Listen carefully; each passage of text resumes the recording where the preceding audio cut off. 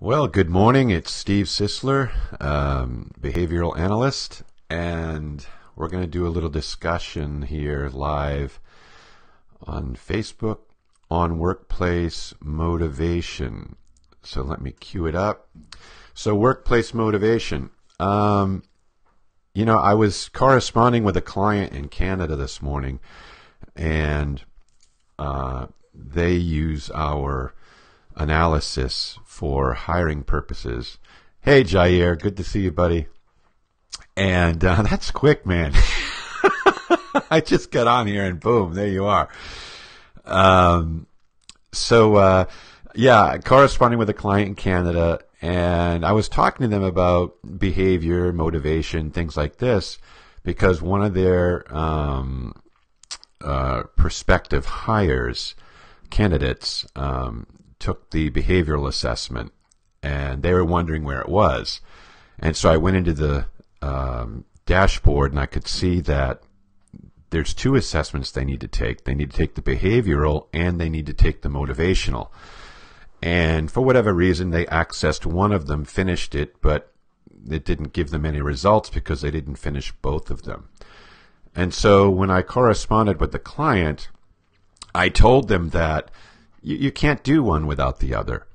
A disc or a strength finder or any of those things, they are not good performance measurement tools in and of themselves. It's silly to just look at a disc or or anything, any kind of an assessment, and think you're going to predict work performance, because the variables associated with work performance are so vast that a behavioral or anything like that, a single assessment, is not going to cover it. Typically, we run 3 assessments, but then we have to debrief the assessments. So it's one thing to assess an individual. Why do people get assessed at all? Why do we run anybody through any kind of assessment? Typically, it's because we either have a problem or we want to avoid a problem. Assessments are identifiers. So the assessment is the least of anybody's worries. After the assessment, that's when things begin to happen.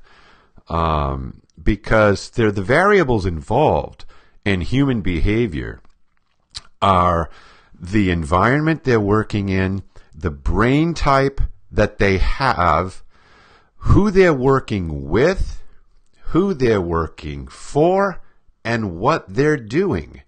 So we got who they're working with, who they're working for, what they're doing, the environment, and their brain type. Okay, that's five different things. And that's just the beginning.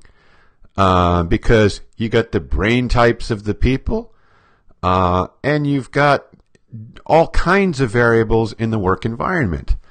So we're not assessment sellers. I mean, I need to make that really, really clear. We're behavioral analysts and we're consultants. And what we do is we take all these variables and we look at them, and then we help you work through these issues in an effort to get people from a position of potential talent to actual talent.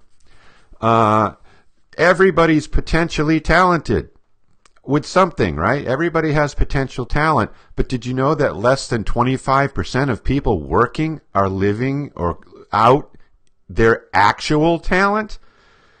And so I've said this over and over again, that companies hire people for the talents they have, but they fire them for their weaknesses.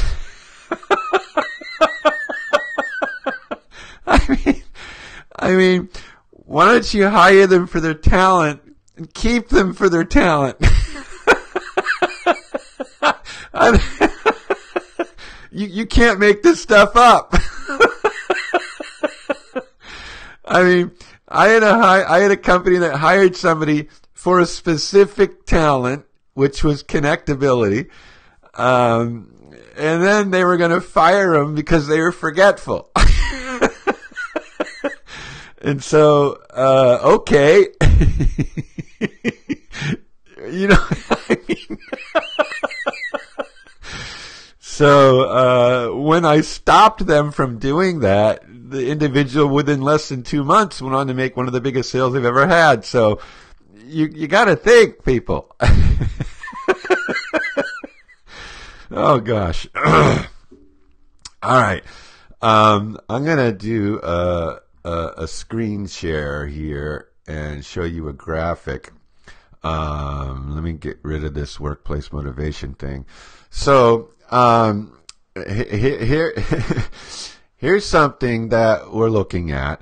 And these are 7 different motivational elements that individuals can have, or they all have. But where are they when it comes to intensity in desire? So what people desire. If you desire something and then I give it to you, then there's less brain tension in your head. And so if you look at this, let's say this individual here, and this is our IMO report, which is, it's out there, but it's still under construction, which means we're constantly updating and bringing in new ideas and elements along the way, just to keep it fresh and amazing. So if you look at a graph like this, this is a practical enforcer. And so what do they need? What do they desire? What do they want in their environment? Well, just take a look at the power line. So they're pushing 70 plus on power. And what does that mean? It means they desire a position that allows them to make decisions for themselves. It allows them to control the space and the circumstances, and they want to be able to control anybody else who comes into their space. They want authority that's equal to or greater than their responsibilities. So they want the buck to stop with them, and things like that. What if I don't let any of that happen? Hi, Deanna. What if I don't let any of that happen? What if I don't let them make decisions, or I try to make decisions for them? Well, they're not going to like it. They're going to start feeling brain tension. Take a look at their compliance orientation. So they're 65. That's very high for this line, which means they believe in only one way to skin a cat, their way. And so what if I tell them you can't skin the cat that way? You're going to skin it my way. They're going to start feeling brain tension. Look at their curiosity factor. It's an 80, 79, 80. So what if I tell them, I'm not going to let you learn new things. I'm not going to let you, you're just in this position. It's sort of a ceiling role. There's no going up. There's not learning any more things. You're not cognitively challenged during the day. What's going to happen? They're going to start getting a lot of brain tension. What if I don't offer them any means of being more efficient than they already are? Look at their efficiency line, 75, right? What's going to happen? Brain tension again. So what happens is, the less I create an environment that speaks to their personal emotional desire framework, the less happy they're going to be, right? So we're not even considering behavior at this point. What we're considering is what an individual wants. They want to make the rules. This person wants to enforce the rules. And this person wants to be cognitively challenged every day. And they want a practical they want practical tools to get things done in the most efficient way possible. If I don't provide any of that in the environment, there's going to be a problem. And you know what that problem is? They're not going to last. If everything I just outlined isn't accessible, number one, they're likely not even going to be trying out for that job. But if they do, because it happens, then they're not going to last in the role. And so what if their power line is a lot lower? Let's say it's a 30. And I want them to be in charge of, 3 dominant people. How's that going to play out? How about not very well? Because to the degree that your efficiency and your power motivations are in play will be to the degree that you can take on or take a hill, so to speak. When these lines are less intense, you're better at holding the fort. And so depending upon what I'm assigning you to do during any given day is going to determine how much brain tension you're feeling during that day. And we can only put up with so much. So all that to say, your behavior matters, but what also matters is your desires, what you want. Now, another dimension we'll add to this is this. What I desire doesn't necessarily jive with what I will do. Okay? So let's say my desire framework looks like this graphic I've got here on the screen. That's my desire framework. Those are the things that I desire. I don't want to sacrifice my time for anyone because that's low. What I want is to be sort of large and in charge, making decisions, calling the shots and things like this. But let's say my behavioral framework is passive resistant. Okay?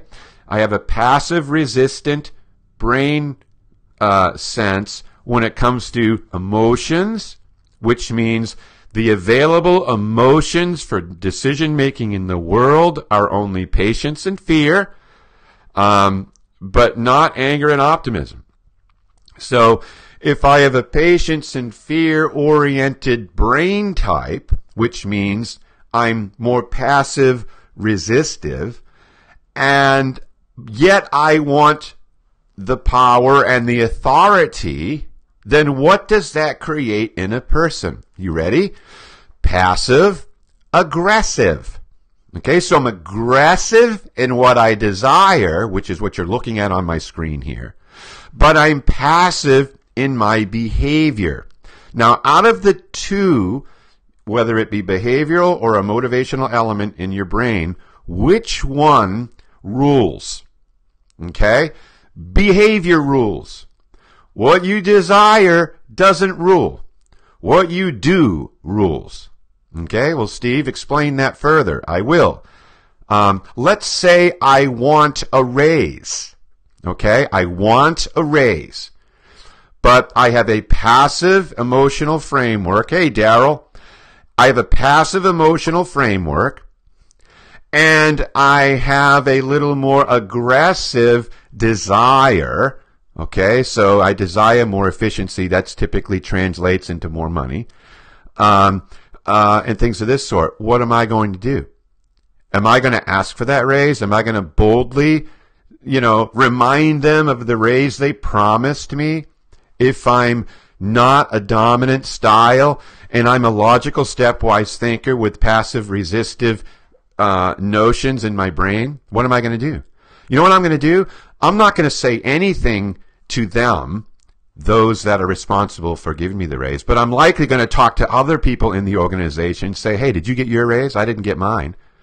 And I will complain to the safest person. This creates typically a 3-ring circus.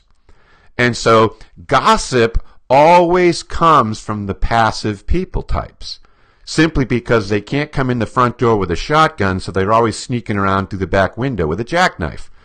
And so, I had a company years ago I worked with.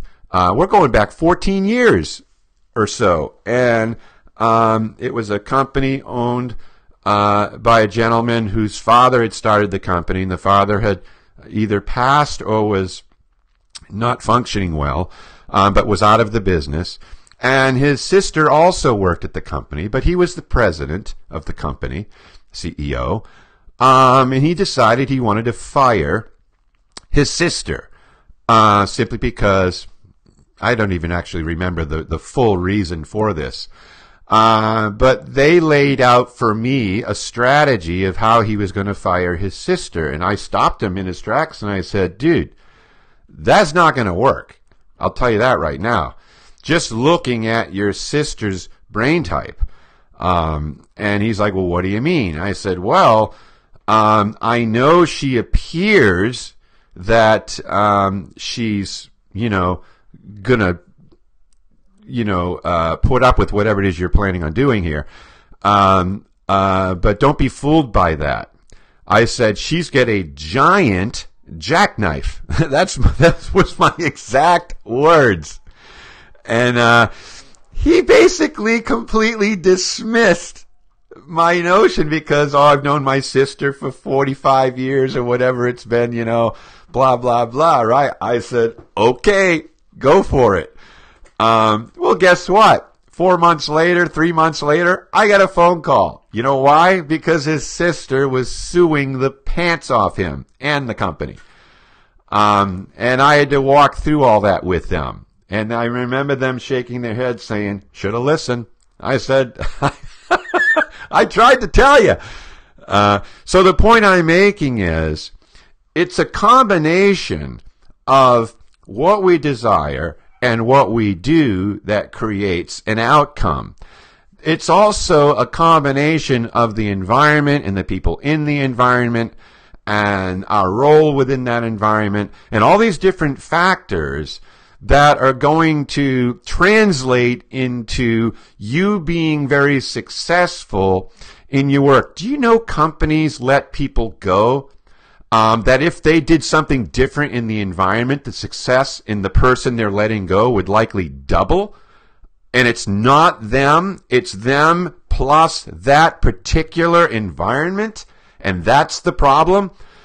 Do you know how many times a person would excel if they weren't so mismanaged by a manager who is clueless about the person's brain type, desire framework, and all these different things?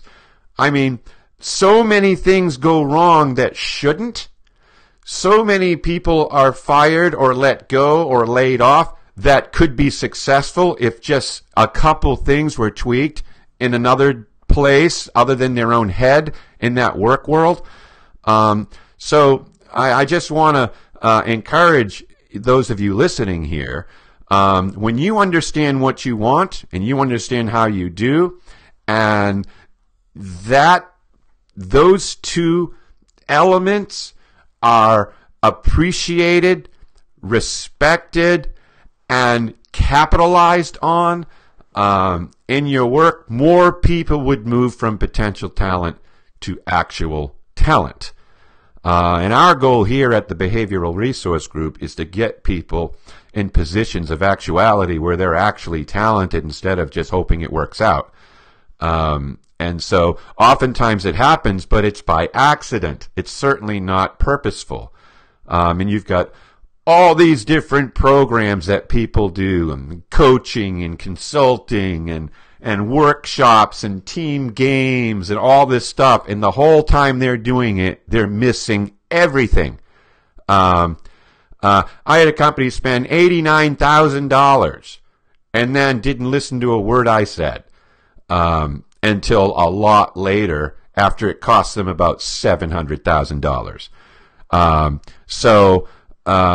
And you just have to understand this. It's super important that you understand that there are major elements involved in success strategies for work when it comes to human beings, because we're very complex, and a disk graph or anything like that isn't going to do anything. You have to understand how the mind works. You have to understand how human nature works. You have to understand brain bias, cognitive dissonance. You've got to understand these things in an effort to make things happen in a real effective way. So that's all I'm going to say today. It's been 20 minutes. I want to keep these shorter rather than longer. If you have any questions, I want you to go ahead and put them in here, because I'll visit this link afterwards and I'll look at the questions that come in. If you're interested in, doing your own, then we have an IMO report that will measure your motivational frame set and what it looks like for you. So you could see if those desires are being met in your life or in your work or in your relationship even. It's super, super powerful. And if you're interested also in our behavioral orientations, our TARP report is going to help you there. These things are super powerful because they don't come on paper. They come with a personal debrief from yours truly, and that's the niche we're in. We actually explain your brain to everybody. Hey, Mike, good to see you, man. And so, take advantage of it. These make great Christmas gifts. I've got people in the work world that will send me an email and say, hey, I want to gift this to my son who's struggling in school or whatever for Christmas. Nothing better than for your son or your daughter to sit down with me on Zoom or on the phone and go over their brain and help them understand why things are the way they are, why they feel the way they do, and give them tools for getting around it or past it or accepting it. So really fun stuff. So have a great week. I'm going to be heading to Massachusetts tomorrow to work with the team out there. I